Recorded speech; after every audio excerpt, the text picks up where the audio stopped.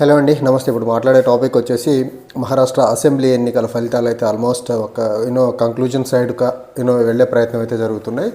BJP lead చేస్తున్నటువంటి BJP మిత్రపక్షాలైనటువంటి శివసేన ఏక్నాథ్ షిండే, తర్వాత NCP Ajit Pawar plus RSS, CBI, ED, అదానీతో కలిసిన మిత్రపక్షం ఏదైతే ఉందో మహాయుతి, ఆ మహాయుతి సక్సెస్ఫుల్గా మహారాష్ట్రలో అధికారం దిశగా అడుగులేస్తుంది అండ్ మ్యాజిక్ ఫిగర్ దాటేసి హ్యూజ్ మార్జిన్తో ముందుకెళ్లే ప్రయత్నం చేస్తుంది.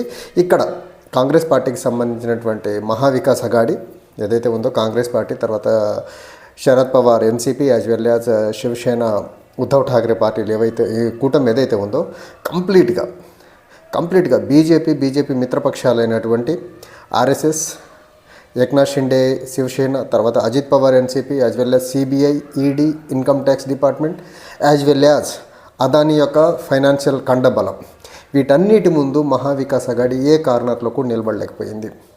దీంతోపాటు ఉత్తరప్రదేశ్ నుంచి వచ్చిన ఉత్తరప్రదేశ్ ముఖ్యమంత్రి బటెంగేతో కటెంగే అనే స్లోగన్ అవ్వనివ్వండి, 125,000 మంది ఆర్ఎస్ఎస్ ప్రచార కార్యకర్తలు మహారాష్ట్రలో అన్ని కాన్స్టిట్యున్సీల్లో పనిచేయడం అవ్వనివ్వండి, డోర్ టు డోర్ క్యాంపెయిన్ అవ్వనివ్వండి, క్లోజ్ డోర్ మీటింగ్స్ అవ్వనివ్వండి, కమ్యూనిటీ మీటింగ్స్ అవ్వనివ్వండి, అటు ఫలితాలను అయితే చాలా ప్రస్ఫుటంగా బీజేపీ కూటమికి అనుకూలంగా చూపించే ప్రయత్నం అయితే చేస్తూ ఉన్నాయి. ఇంకోటి, ఉత్తరప్రదేశ్ నుంచి వచ్చినటువంటి బటెంగేతో కటెంగే స్లోగన్ వర్కౌట్ అయినట్టే కనిపిస్తూ ఉంది. అండ్ ఇంకో పక్క మహారాష్ట్రలో ఉన్నటువంటి ప్రధాన సమస్యలు అన్ఎంప్లాయ్మెంట్ ఇష్యూ అవనివ్వండి, ఇన్ఫ్లేషన్ ఇష్యూ అవనివ్వండి, రైతాంగానికి సంబంధించినటువంటి ఉల్లి ధరలు అవనివ్వండి, సోయాబీన్ అవనివ్వండి, పత్తి రైతులకు సంబంధించిన సమస్యలు అవనివ్వండి, విదర్భ రీజియన్ అవనివ్వండి, మరాఠ్వాడ రీజియన్లో ఉన్నటువంటి బ్యాక్వర్డ్నెస్ అవనివ్వండి, ఇవన్నీ ఏవి జనాలకి పట్టలేదు. అక్కడ క్లియర్గా డివిజివ్ పాలిటిక్స్కి మహారాష్ట్ర కంప్లీట్గా లొంగిపోయింది, ధనబలానికి కంప్లీట్గా లొంగిపోయింది. బీజేపీ ఆర్ఎస్ఎస్ కుట్రలకి మహారాష్ట్ర ప్రజానికం ఆ కుట్రలో నుంచి బయటికి వచ్చే ప్రయత్నం కూడా చేయలేకపోయారనేసి రిజల్ట్స్ చూస్తే చాలా ప్రస్ఫుటంగా అర్థమవుతూ ఉంది.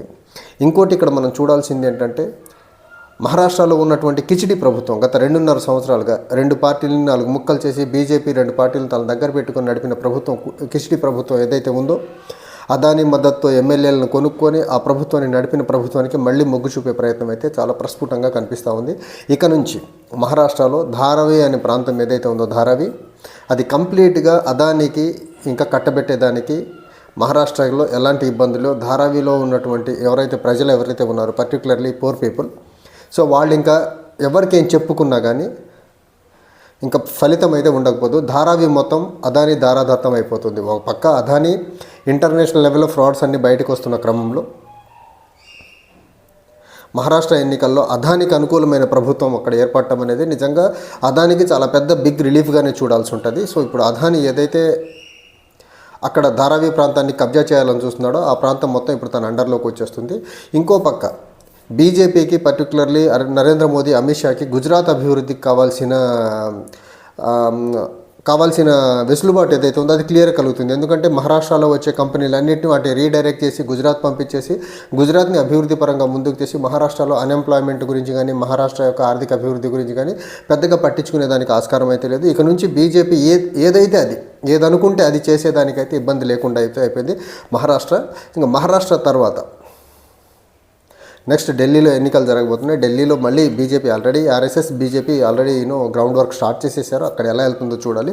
ఇక్కడ మనం ప్రధానంగా చూసుకుంటే మహారాష్ట్ర ఎన్నికల అంశానికి వచ్చేసరికి అక్కడ బీజేపీ ఆర్ఎస్ఎస్ యొక్క సఖ్యత ఏదైతే ఉందో 2019 పార్లమెంట్ ఎన్నికలప్పుడు సఖ్యత లేకపోవడం వల్ల బీజేపీ మిత్రపక్షాలు మొత్తం కలిపి కూడా చాలా తక్కువ స్థానాలు లోక్సభలో మహారాష్ట్రలో పొంది, దాన్ని చూసుకొని కాంగ్రెస్ మిత్రపక్షాలైనటువంటి మహావికాస్ అఘాడి పార్టీలు ఏవైతే ఉన్నాయో కొంచెం ఓవర్ కాన్ఫిడెన్స్కి వెళ్ళి ఈసారి మనం పక్కాగా గెలిచేస్తున్నాం అనుకున్నారు. కానీ గ్రౌండ్ రియాలిటీ వేరే. ఆర్ఎస్ఎస్ బీజేపీ విడిపోతే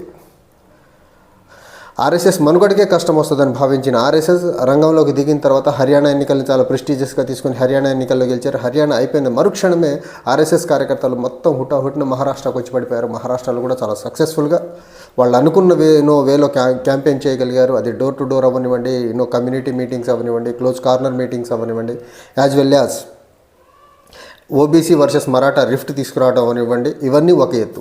ఇంకో పక్క బీజేపీకి ఇంత పెద్ద మొత్తంలో అక్కడ అధికారం వచ్చేదానికి reason independent parties independent candidates as well as రెండు, నేను వన్ ఆఫ్ మై ఫస్ట్ వీడియోలోనే చెప్పా, ఒక పార్టీ పోటీ చేయడం వల్ల ఇక్కడ మహావికాస్ అఘాడీకి పెద్ద మొత్తంలో దెబ్బ పడిపోతుంది, యాంటీ ఇన్కంబెన్సీ ఓట్స్ స్ప్లిట్ అవుతుందని చెప్పా.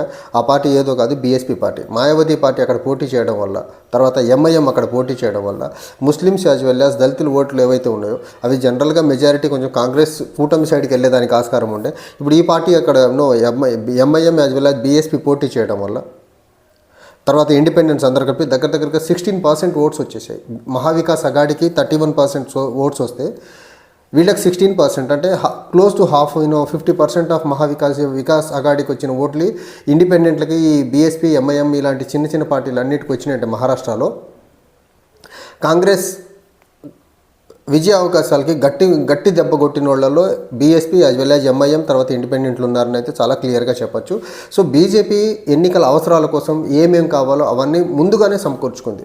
అది బీఎస్పీని పోటీ చేయించడం అవనివ్వండి, ఎంఐఎంని పోటీ చేయించడం అవనివ్వండి, తర్వాత ఆ పార్టీలని రెండుగా చీల్చేయడం అవనివ్వండి, ఎన్సీపీని శివసేనని, దాంతోపాటు ఆర్ఎస్ఎస్ కార్యకర్తలని రంగంలోకి దింపడం అవనివ్వండి, తర్వాత ఓబీసీ వర్సెస్ మరాఠా డిఫరెన్స్ తీసుకురావడం అవనివ్వండి, తర్వాత ఆర్ఎస్ఎస్ చాలా ప్రధానంగా చాలా ప్రెస్టీజియస్గా తీసుకుంది సెంటినరీ సెలబ్రేషన్స్, కాబట్టి 100 సంవత్సరాల సెలబ్రేషన్స్ జరుగుతూ ఉంది. ఇక్కడ మన ప్రభుత్వం కాకుండా వేరే పార్టీ ప్రభుత్వం, కాంగ్రెస్ పార్టీకి సంబంధించిన ప్రభుత్వం వస్తే గ్రాండ్ మేనర్లో మన 100 సంవత్సరాల స్వర్ణోత్సవాల సెలబ్రేషన్స్ ఉత్సవాలు జరిగేదానికి మనకు పర్మిషన్స్ ఇవ్వరు. సో ఆర్ఎస్ఎస్ యొక్క ప్రతిష్ట మసకబారేదానికి ఉంటుంది. అండ్ ఆర్ఎస్ఎస్ మనుగడకు కూడా ఇబ్బంది వస్తుంది. ఎందుకంటే మహారాష్ట్రలో ఒక్కసారిగా బీజేపీ మిత్రపక్షాలు ఇక్కడ ఓడిపోతే దాని ఇంపాక్ట్ మళ్ళీ దేశ రాజకీయాల మీద పడి ఆర్ఎస్ఎస్కి మనుగడకే ఇబ్బంది వస్తుంది. ఆర్ఎస్ఎస్ని యాక్టివిటీస్ అన్నింటినీ క్రష్ చేసే అవకాశం ఉంటుంది. తద్వారా బీజేపీ కూడా ఇబ్బంది పడుతుంది అనేసి ఆర్ఎస్ఎస్ బీజేపీ మధ్య లోక్సభ ఎలక్షన్లో వచ్చిన గ్యాప్ ఏదైతే ఉందో ఆ గ్యాప్ను పూడ్చుకొని ఒక క్లియర్ కట్గా ఒక గోల్ పెట్టుకొని ఆ గోల్ డైరెక్షన్లో అయితే ఆర్ఎస్ఎస్ బీజేపీలు వెళ్తున్నారు.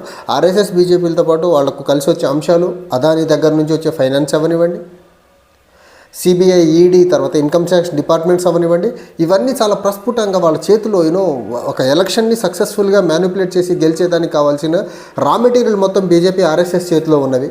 అవసరం అనుకుంటే ఎక్కడన్నా చిన్న పార్టీని తీసుకొచ్చి లేకపోతే ఇండిపెండెంట్లో ఎక్కువ మందిని పోటీలో దింపి వాళ్ళకి అవసరమైతే ఫండ్ చేసి వాళ్ళ ద్వారా కొంత ఓటుని స్ప్లిట్ చేసే ప్రయత్నం చేసేసి బీజేపీ ఎన్నికల రంగంలో ముందుకు దిగ్విజయంగా ముందుకెళ్లేదానికి అన్ని ఏర్పాట్లు సక్సెస్ఫుల్గా చేసుకొని ముందుకెళ్తూ ఉంది.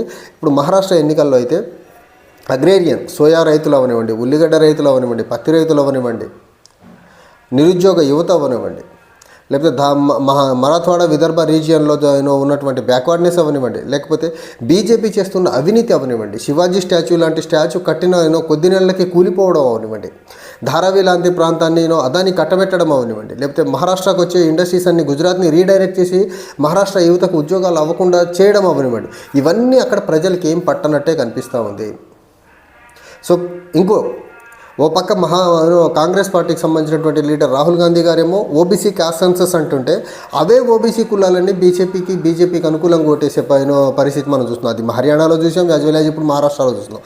సో ఓబీసీ కమ్యూనిటీస్ జనరల్గా ఆ రాష్ట్రంలో ఉన్న అప్పర్ క్యాస్ట్ ఏదైతే హర్యానాలో అయితే జాట్, మహారాష్ట్రలో అయితే మరాఠా కమ్యూనిటీకి అగెనిస్ట్గా ఓటేసి బీజేపీకి అండగా నిలబడే ప్రయత్నం చాలా క్లియర్గా చేస్తుంది. ఇంకో పక్క ఇక్కడ బీజేపీ పర్టికులర్లీ ఆర్ఎస్ఎస్ చేసిన గ్రౌండ్ వర్క్ ఏంటంటే బటెంగేతో కటెంగే ఒక స్లోగన్ని ముందుకు తీసుకెళ్లే ప్రయత్నంలో భాగంగా ఎస్సీ ఎస్టీ ఓబీసీ కమ్యూనిటీ సెంట్రిక్గా చాలా అద్భుతమైన క్యాంపెయిన్ నడిపింది RSS. So SC ST OBC 3 communities కలుపుకుంటే క్లోజ్ టు 50%, ఆ 50% ఓటు ఇప్పుడు వచ్చేసింది బీజేపీకి. సో ఆర్ఎస్ఎస్ చేసిన ఏదైతే ఎన్నికల ప్రచార వ్యూహం ఏదైతే ఉందో దాన్ని యాజ్ ఇట్ ఈజ్గా గ్రౌండ్లో ఇంప్లిమెంట్ చేయడం ఏదైతే ఉందో అందులో ఆర్ఎస్ఎస్ చాలా గ్రాండ్గా సక్సెస్ అవుతూ ఉంటుంది. అది హర్యానా అవనివ్వండి, ఈరోజు జరుగుతున్నట్టు ఈరోజు రిజల్ట్ వచ్చినటువంటి మహారాష్ట్ర అవనివ్వండి. సో ఈ రకంగా చూసుకుంటే రాబోయే రోజుల్లో BJP RSS Adani as well as CBI ED and income ట్యాక్స్ల యొక్క విజయ పరంపర కొనసాగుతూనే ఉంది. దానికి బ్రేకులు పడేదానికైతే ఆస్కారం నాకు నియర్ ఫ్యూచర్లో అయితే కనపడట్లేదు. Thank you.